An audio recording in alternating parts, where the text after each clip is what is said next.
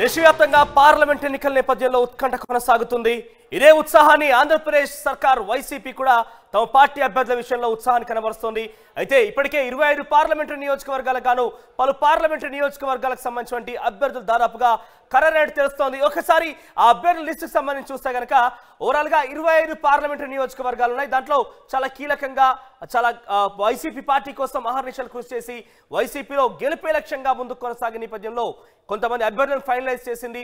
ఆ దిశగానే పార్టీ కొంత అభ్యర్థుల మీద స్పెషల్ ఫోకస్ సారించింది. ఒకసారి ఆ అభ్యర్థులకు సంబంధించి మనం చూస్తే కనుక ఇక పార్లమెంట్ అభ్యర్థులు వీళ్ళే వైసీపీ పార్టీకి సంబంధించి విజయనగరం నుంచి మజ్జి శ్రీనివాస్, ఆ తర్వాత అనకాపల్లి నుంచి గుడివాడ అమర్నాథ్, ఆ తర్వాత అమలాపురం నుంచి ఉన్నమట్ల ఎలిజా, ఇక నర్సరావుపేట నుంచి అనిల్ కుమార్. దీంట్లో ఇద్దరు కూడా గతంలో చాలా కీలకంగా మంత్రులుగా పనిచేసిన వాళ్ళు, ఎమ్మెల్యేగా పనిచేసిన వాళ్ళు ఉన్నారు.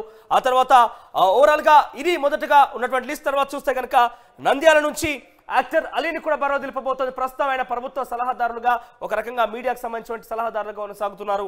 ఇక ఒంగోలు నుంచి మాగుంట శ్రీనివాసులు రెడ్డి, నెల్లూరు నుంచి వేమిరెడ్డి ప్రభాకర్ రెడ్డి, కర్నూలు నుంచి బివై రామయ్య. ఇక ఓవరాల్ గా ఇది సంగతి. తర్వాత చూస్తే కనుక యాక్టర్ అలీ కూడా ఈసారి నంద్యాల నుంచి టికెట్ కేటాయించబోతుంది. మొదటి నుంచి కూడా పార్టీలో కాస్త సందిగ్ధంగా ఉన్న నేపథ్యంలో అలీకి కూడా ఈసారి అంటే అవకాశం కల్పిస్తోంది ప్రజాప్రతినిధిగా అయ్యేందుకు వైసీపీ పార్టీ. ఇక కాకినాడ నుంచి చలమశెట్టి సునీల్, ఆ తర్వాత రాజమండ్రి నుంచి వివి వినాయక్. డైరెక్టర్ వివి వినాయక్ కూడా ఈసారి పార్లమెంట్ బరిలో ఉండబోతున్నారు. ఏపీ పార్లమెంటరీ నియోజకవర్గం నుంచి కాకినాడ, రాజమండ్రి నియోజకవర్గం నుంచి. ఇక కాకినాడ నుంచి చలమశెట్టి సునీల్ కూడా ఈసారి బరిలో ఉండబోతున్నారు. ఆ తర్వాత ఓవరాల్ గా ఇది విషయం. అభ్యర్థులకు సంబంధించి 25 పార్లమెంటరీ నియోజకవర్గాలకు గాను ఆంధ్రప్రదేశ్ వైసీపీ పార్టీ ప్రస్తుత అధికారంలో పార్టీ కొన్ని నియోజకవర్గాలకు సంబంధించి అభ్యర్థులను ఖరారు చేసినట్టు తెలుస్తోంది. మరోసారి లిస్ట్ చూస్తే కనుక విజయనగరం నుంచి మజ్జి శ్రీనివాస్, అనకాపల్లి నుంచి గుడివాడ అమర్నాథ్, ఆయన ప్రస్తుతం ఐటీ శాఖ మంత్రిగా కొనసాగుతున్నారు ఆంధ్రప్రదేశ్ రాష్ట్రంలో.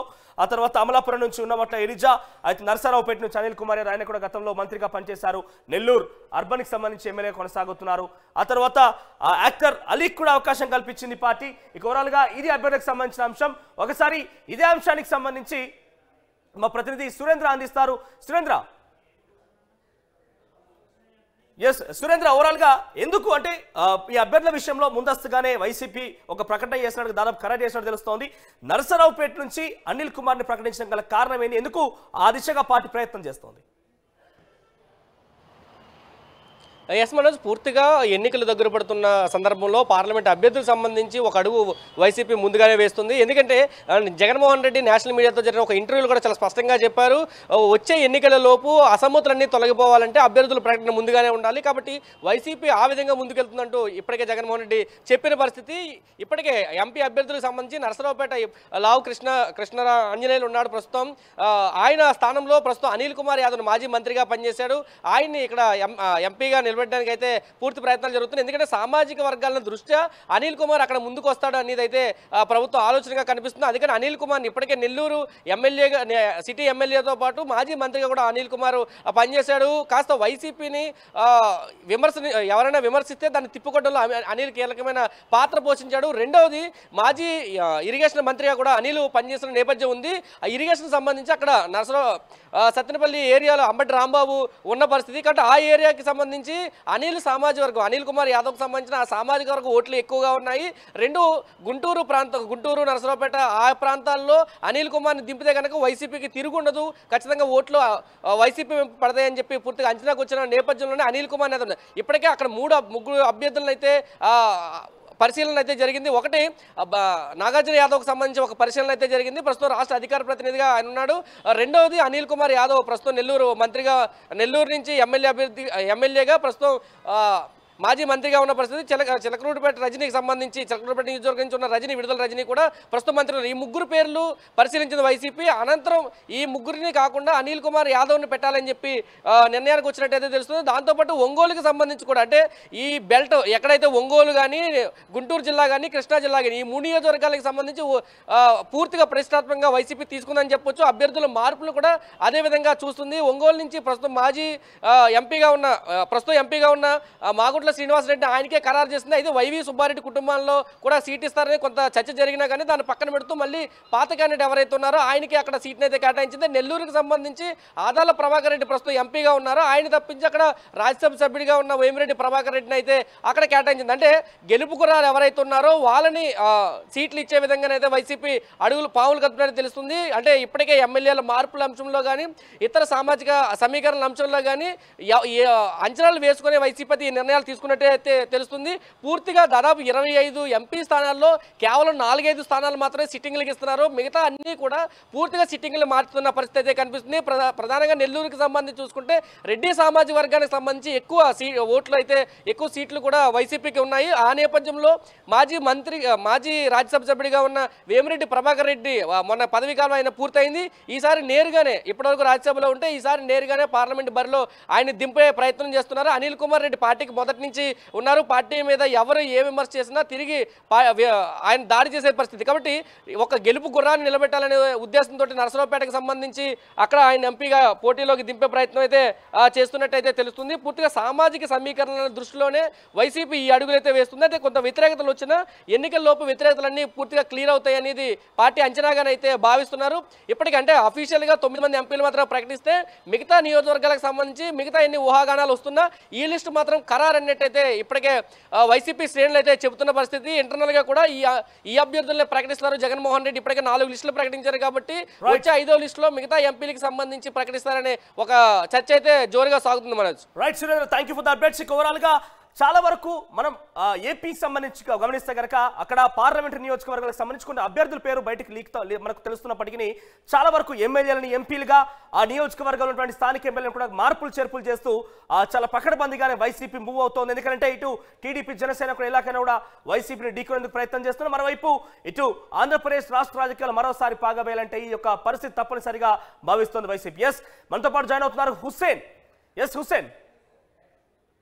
రోహిత్, కర్నూలు జిల్లాలో రాజకీయ పరిణామాలు చాలా వేగంగా మారి మంత్రి గుమ్మనూరు జయరాంను ఎంపీగా అభ్యర్థిగా ప్రకటించిన తర్వాత తాను సస్యమేరన్నారు. నేను స్థానికంగా ఉన్నటువంటి ఆలూరు నియోజకవర్గం నుంచి మళ్ళీ మూడోసారి పోటీ చేయడానికి అవకాశం ఇవ్వాలనేసి అధిష్టానాన్ని అనేక సార్లు ఆలోచన చేయడం జరిగింది. అయితే ఆ రకంగా అధిష్టానం లేదు చెప్పినట్టు వినాల్సిందే, ఎంపీగా పోటీ చేయాల్సిందే అని ఆదేశించిన నేపథ్యంలోనే మంత్రి గుమ్మనూరు జయరాం ఆల్టర్నేట్ గా వేరే పార్టీలు అంటే అటు టీడీపీ ఇటు కాంగ్రెస్ పార్టీలు చూసేందుకు కూడా వెళ్లేందుకు కూడా చర్చ జరిపినటువంటి నేపథ్యంలోనే ఆ వైసీపీ అధిష్టానం సీరియస్ గా తీసుకుంది. గుమ్మనూరు జయరాంకి షాక్ ఇచ్చింది. ఈ రోజు తాజాగా తీసుకున్నటువంటి పరిణామాలు చూసినట్లయితే కర్నూలు మేయర్ గా పనిచేస్తున్నటువంటి బివై రామయ్య ఇతర YCP party Kurnool parliament incharge గా కూడా కొనసాగుతున్నారు. ఆ నేపథ్యంలోనే బివై రామయ్య వాల్మీకి సామాజిక వర్గానికి నేత, బలమైనటువంటి బోయస్ కమ్యూనిటీ కర్నూలు పార్లమెంట్ లో ఉంది కాబట్టి బివై రామయ్యకి అవకాశం ఇస్తే తప్పనిసరిగా రాబోయేటువంటి ఎన్నికల్లో ధీటైనటువంటి పోటీ అభ్యర్థిగా ఉండడం ఖాయమో, గెలుపు గుర్రంగా ప్రకటించడం జరిగింది.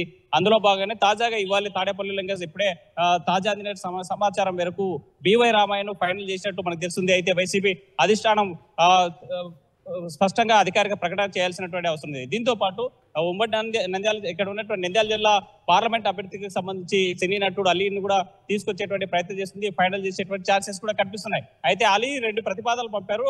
నాకు నంద్యాల లేదంటే గుంటూరు పార్లమెంట్ నియోజకవర్గానికి సీటు కేటాయించాలని అడిగినటువంటి నేపథ్యంలో నంద్యాలకు ఇచ్చే ఛాన్స్ ఎక్కువ కనిపిస్తున్నాయి. అయితే ఒకవేళ ఏదైనా అధిష్టానం ఆలోచించి మార్పు చేయాల్సి వస్తే మాత్రం అక్కడ నవమన్నం పేరు ప్రకటించి గుంటూరు సంబంధించిన పార్లమెంట్ అభ్యర్థిగా అలీని ప్రకటించేటువంటి ఛాన్సెస్ ఎక్కువ కనిపిస్తున్నాయి. తాజాగా పరిణామాలు కర్నూలులో చూసినట్లయితే వైసీపీ అధిష్టానం ఇప్పటిదాకా 4 లిస్టులు ప్రకటించింది. ఆ 4 లిస్టులో జరిగినటువంటి పరిణామాల్లో కొంతమంది ఎవరైతే అభ్యర్థులు ప్రకటించారో ఆ అభ్యర్థులు గెలిచేటువంటి పరిస్థితి లేదు. కొంతమందికి ఆర్థికంగా లేదు, మరికొంతమందికి ప్రజల్లో పట్టు లేదనేటువంటి ఉద్దేశంతోనే ఎమ్ముడూరు నియోజకవర్గానికి ఇన్ఛార్జ్ గా ప్రకటించినటువంటి మాచాని వెంకటేష్ ఎవరైతే ఉన్నారో ఆ వెంకటేష్ ప్లేస్ లో బుట్టా రేణుక మాజీ ఎంపీ కర్నూలు పార్లమెంట్ పోటీ చేస్తే తను 5 ఏళ్ల నిరీక్షణకి వైసీపీ అధిష్టానం గుర్తించింది.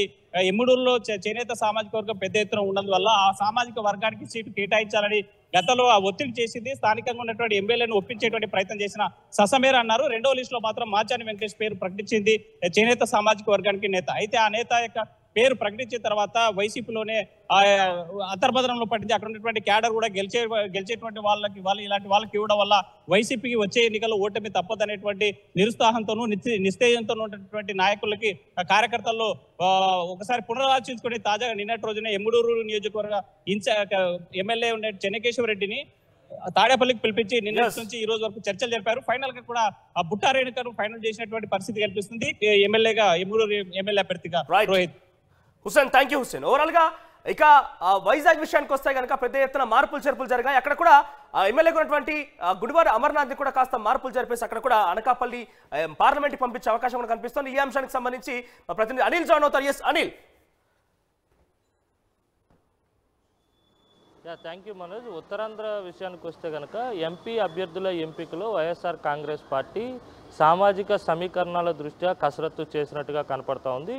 ఇటు ఉత్తరాంధ్ర వ్యాప్తంగా కూడా పెద్ద ఎత్తున బీసీ అభ్యర్థులకు అవకాశం కల్పించబోతోంది వైఎస్ఆర్ కాంగ్రెస్ పార్టీ. ఇటు మొదట శ్రీకాకుళం పార్లమెంటు విషయానికి వస్తే కనుక బీసీ అభ్యర్థి పేరాడ తిలక్ను రంగంలోకి దించబోతోంది. ఇప్పటికే వైఎస్ఆర్ కాంగ్రెస్ పార్టీ ఎంపీ అభ్యర్థిగా తిలక్ ఉంటారని ప్రకటన కూడా చేసినటువంటి నేపథ్యంలోనే విజయనగరం ఇంకా ప్రకటించలేదు, పెండింగ్లో ఉంది. కానీ బొత్స కుటుంబ సభ్యుడు బొత్స మేనల్లుడు ప్రస్తుతం సిట్టింగ్ జడ్పీ చైర్పర్సన్గా ఉన్నటువంటి మజ్జి శ్రీనివాస్ను విజయనగరం పార్లమెంటు అభ్యర్థిగా వైఎస్ఆర్ కాంగ్రెస్ పార్టీ రంగంలోకి దింపబోతా ఉంది. అలాగే ప్రతిష్టాత్మకంగా రాజకీయాల్లో చాలా ప్రాముఖ్యత ఉన్నటువంటి విశాఖ పార్లమెంటు అభ్యర్థిత్వానికి సంబంధించి ఇప్పటికే మంత్రి బొత్స సతీమణి బొత్స ఝాన్సీ లక్ష్మిని విశాఖ ఎంపీ అభ్యర్థిగా ఇప్పటికే ఖరారు చేస్తూ ప్రకటించడం కూడా జరిగింది. మరోవైపు అనకాపల్లి విషయానికి వస్తే కనుక అనకాపల్లి ఇప్పుడు సిట్టింగ్ ఎంపీగా ఉన్నటువంటి బీశెట్టి సత్యవతిని తప్పిస్తూ ఆ ప్లేస్లోకి గుడివాడ అమర్నాథ్ ప్రస్తుతం అనకాపల్లి అసెంబ్లీ సెగ్మెంట్కు ఆయన ప్రాతినిధ్యం వహిస్తున్నారు.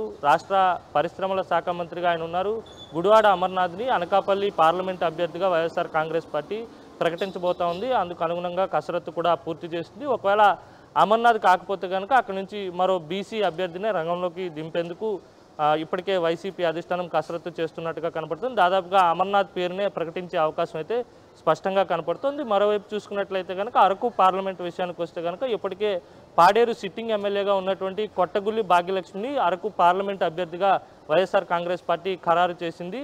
ఆమె అరకు పార్లమెంట్ నుంచి అభ్యర్థిగా రంగంలోకి దిగబోతా ఉన్నారు. మరోవైపు చూసుకున్నట్లయితే కనుక కాకినాడ విషయానికి వస్తే కనుక చలమలశెట్టి సునీల్ 2014 ఎన్నికల్లో వైఎస్ఆర్ కాంగ్రెస్ పార్టీ తరఫున ఆయన పార్లమెంటుకి పోటీ చేసి ఓడిపోయారు. ఆ తర్వాత 2019లో వంగా గీతకు అక్కడి నుంచి అవకాశం కల్పించారు. ఇప్పుడు తాజాగా మళ్ళీ ఆయన 2024 ఎన్నికల్లో YSR Congress party Kakinada parliament అభ్యర్థిగా రంగంలోకి దిగబోతా ఉన్నారు. మరోవైపు చూసుకున్నట్లయితే కనుక రాజమండ్రి పార్లమెంటు విషయానికి వస్తే కనుక ప్రస్తుతం సిట్టింగ్ ఎంపీగా ఉన్నటువంటి మార్గాని భరత్ని అసెంబ్లీ సెగ్మెంట్కు పంపించి అలాగే అక్కడ పార్లమెంటు స్థానంలో ప్రముఖ దర్శకుడు వివి వినాయక్ని రంగంలోకి దింపేందుకు ఇప్పటికే వైఎస్ఆర్ కాంగ్రెస్ పార్టీ కసరత్తు అంతా కూడా పూర్తి చేసిందనే చెప్పాలి. వివి వినాయక్ను రాజమండ్రి ఎంపీ అభ్యర్థిగా వైఎస్ఆర్ కాంగ్రెస్ పార్టీ ప్రకటించబోతా ఉన్నట్టుగా మనకు సమాచారం అందుతోంది. మరోవైపు చూసుకున్నట్లయితే కనుక అమలాపురం పార్లమెంటు విషయానికి వస్తే కనుక అమలాపురం పార్లమెంటు ప్రస్తుతానికి ఎంపీగా ఉన్నటువంటి చింతా అనురాధను తప్పించి ఆ స్థానంలో చింతలపూడి ఎమ్మెల్యే ఎలీజాను తీసుకొచ్చి పార్లమెంట్ అభ్యర్థిగా వైఎస్ఆర్ కాంగ్రెస్ పార్టీ ప్రకటించబోతా ఉంది. ఎలీజాను ఇప్పటికే ఫైనల్ చేసినట్టుగా సమాచారం ఉంటుంది. అయితే ఆయన సుముఖత చూపించడం లేదు. అయితే పోటీ చేస్తారా లేదా అనేది వేచి చూడాల్సి ఉంది. వైఎస్ఆర్ కాంగ్రెస్ పార్టీ తరపు నుంచి అమలాపురం పార్లమెంట్కి అయితే మాత్రం చింతలపూడి సిట్టింగ్ ఎమ్మెల్యే ఎలీజాను ఫైనల్ చేసినట్టుగా సమాచారం ఉంటుంది. ఇలా చూసుకున్నట్లయితే కనుక ఓవరాల్గా పార్లమెంటు స్థానాల్లో అభ్యర్థుల్ని పెట్టేందుకు వైఎస్ఆర్ కాంగ్రెస్ పార్టీ తీవ్రమైనటువంటి కసరత్తు చేసింది. సామాజిక సమీకరణాలు అలాగే ఓటర్లను ఆకర్షించేందుకు బాగా ఫేమున్న అభ్యర్థులను రంగంలోకి దించేందుకు తీవ్రమైనటువంటి కసరత్తు చేసి ఎంపీ అభ్యర్థుల్ని ఫైనల్ చేసినట్టుగా కనబడుతుంది. రాష్ట్ర వ్యాప్తంగా కూడా సినీ ప్రముఖులు అలాగే రాజకీయాల్లో యాక్టివ్గా ఉండేటువంటి వారందరినీ కూడా దాదాపుగా పార్లమెంటుకు పంపిస్తున్నట్టుగా మనకు కనపడతా ఉంది. ఎందుకంటే మంత్రి అమర్నాథ్ ఉమ్మడి విశాఖ జిల్లా రాజకీయాల్లో ఆయన చాలా చురుకుగా ఉంటారు. అలాగే మంత్రిగా కూడా ఆయన ముఖ్యమంత్రి వద్ద మంచి మార్కులే సంపాదించారని చెప్పాలి. ఆయనకు అనకాపల్లి పార్లమెంట్ నుంచి ఎందుకంటే 2014లో గుడివాడ అమర్నాథ్ అనకాపల్లి పార్లమెంట్ అభ్యర్థిగా పోటీ చేసినటువంటి అనుభవం ఉంది. అనకాపల్లి పార్లమెంట్లో ఉన్నటువంటి 7 నియోజకవర్గాల్లో గుడివాడ అమర్నాథ్కి ప్రత్యేకమైనటువంటి అనుచర వర్గం ఉన్నటువంటి నేపథ్యంలోనే ఆయన ఖచ్చితంగా అనకాపల్లి పార్లమెంట్ నుంచి రాణించగలుగుతారని భావించినటువంటి వైసీపీ అధిష్టానం ఆయనకు అక్కడి నుంచి అవకాశం కల్పించబోతా ఉంది. మరోవైపు చూసుకున్నట్లయితే కనుక ప్రముఖ దర్శకుడు వివి వినాయక్ని రంగంలోకి దింపి ఓటర్లను ఆకర్షించే ప్రయత్నం అయితే వైఎస్ఆర్ కాంగ్రెస్ పార్టీ చేయబోతుంది.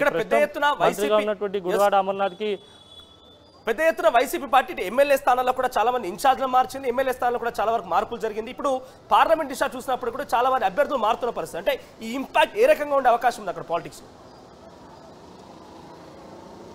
ఖచ్చితంగా వైఎస్ఆర్ కాంగ్రెస్ పార్టీ మొదటి నుంచి ఒకటే మాట చెప్తా ఉంది. 175 నియోజకవర్గాల్లో గెలుపే లక్ష్యంగా అభ్యర్థుల మార్పులు, చేర్పులు, కూర్పులు అనేవి జరుగుతున్నాయని చెప్పి మొదటి నుంచి చెప్తూ వస్తుంది. అందుకు అనుగుణంగానే సామాజిక సమీకరణాలకు, సామాజిక సాధికారతకు పెద్దపీట వేస్తూనే పెద్ద ఎత్తున మహిళలకు కావచ్చు, బీసీ అభ్యర్థులకు కావచ్చు వైఎస్ఆర్ కాంగ్రెస్ పార్టీ అవకాశం కల్పిస్తుందని ఖచ్చితంగా మనం చెప్పాల్సి ఉంటుంది. ఎందుకంటే అరకు పార్లమెంట్ తీసుకోవచ్చు, విశాఖ పార్లమెంట్ తీసుకోవచ్చు, లేకపోతే ఇతరత్ర పార్లమెంటు స్థానాల్లో చూసుకున్నట్లయితే కనుక మహిళలకు కూడా పెద్ద ఎత్తున అవకాశాలు ఇస్తున్నారు. గతంలో 2019 ఎన్నికల్లో కూడా ఇక్కడ అమలాపురం నుంచి చింతానరాజుకు అవకాశం కల్పించారు, కాకినాడ నుంచి వంగా గీతకు అవకాశం కల్పించారు. ఇలా చూసుకున్నట్టు అరకు నుంచి గొడ్డేట మాధవికి అవకాశం కల్పించారు. మహిళా అభ్యర్థులను కూడా పెద్ద ఎత్తున వైఎస్ఆర్ కాంగ్రెస్ పార్టీ రంగంలోకి దింపుతుంది.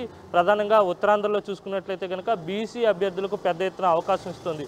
ఇటు శ్రీకాకుళం పార్లమెంటుకు సంబంధించి పేరాడ తిలక్ బీసీ అభ్యర్థి, అలాగే విజయనగరం మధ్య శ్రీనివాస్కి ఇవ్వబోతా ఉంది వైఎస్ఆర్ కాంగ్రెస్ పార్టీ, ఆయన కూడా బీసీ అభ్యర్థినే.